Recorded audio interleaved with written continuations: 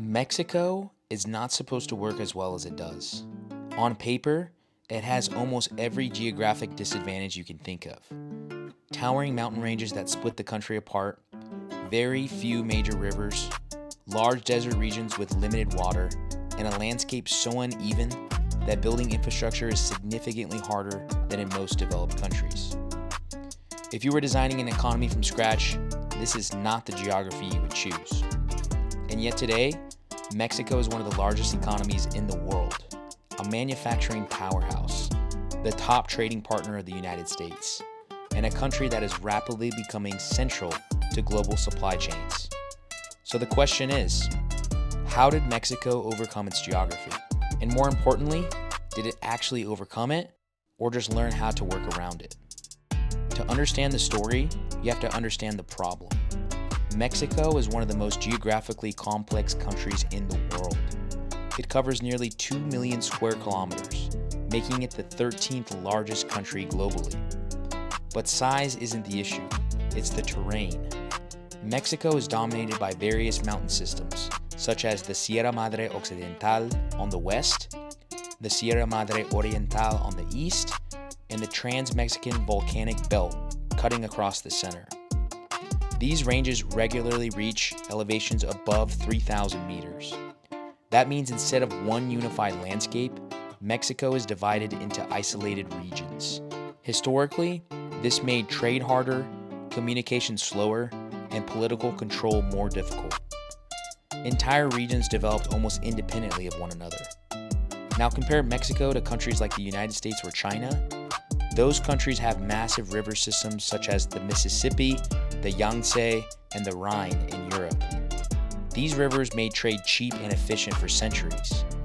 Mexico does not have that. Most of its rivers are short, seasonal, or not navigable for transport. This meant Mexico never developed a natural internal trade network. Instead, everything had to move over land, which is much more expensive. Now look at the north. Large parts of northern Mexico are arid, semi-desert, and water scarce.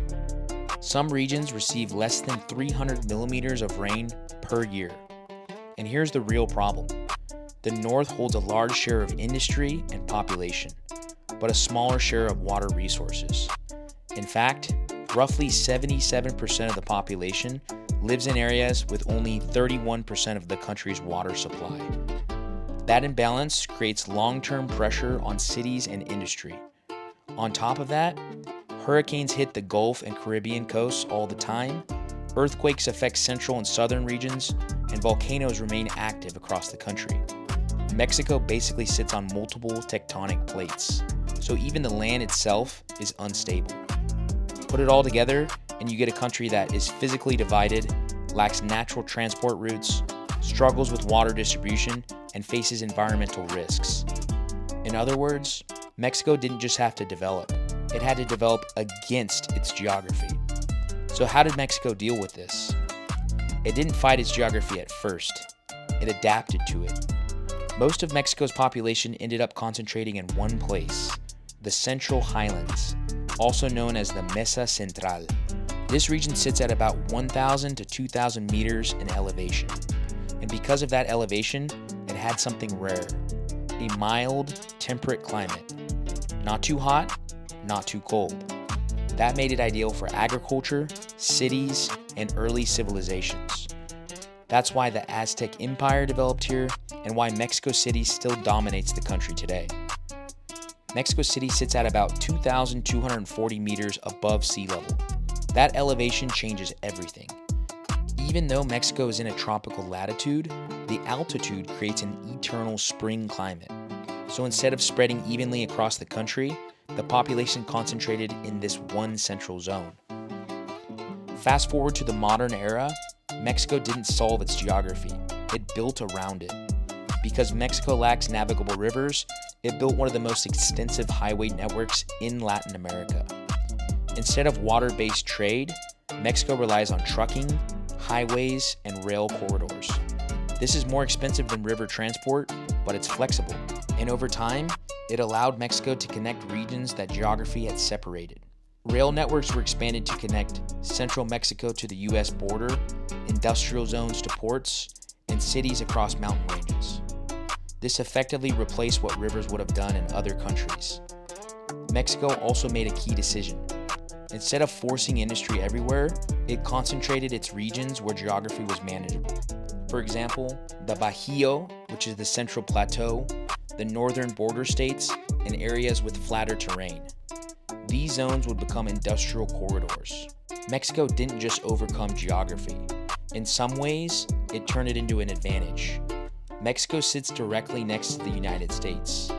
That alone is one of the biggest economic advantages in the world.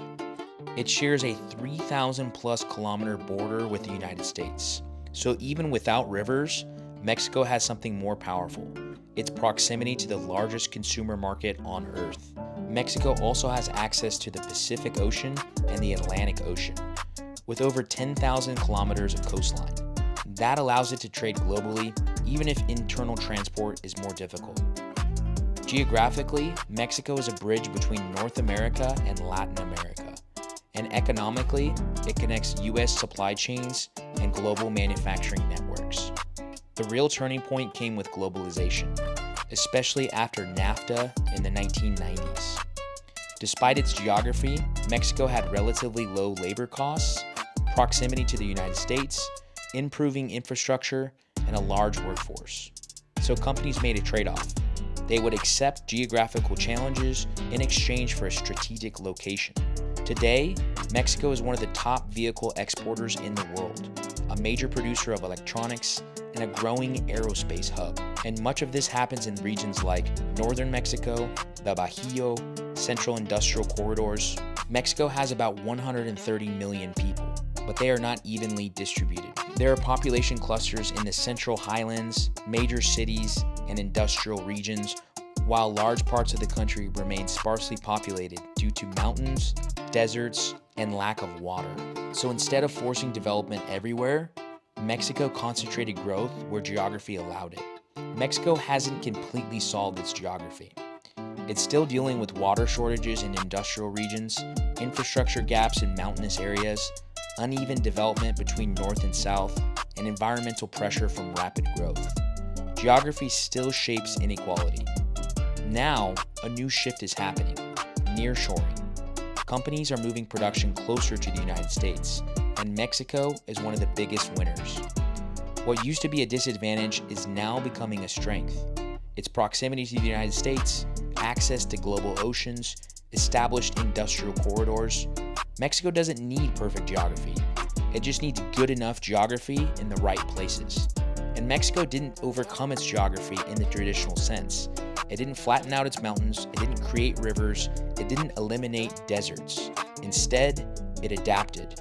It built around constraints, concentrated growth where it worked, and leveraged the one advantage that mattered the most: its location. And in today's global economy, that might matter more than geography itself. And this is Mexico Insider. Thanks for watching.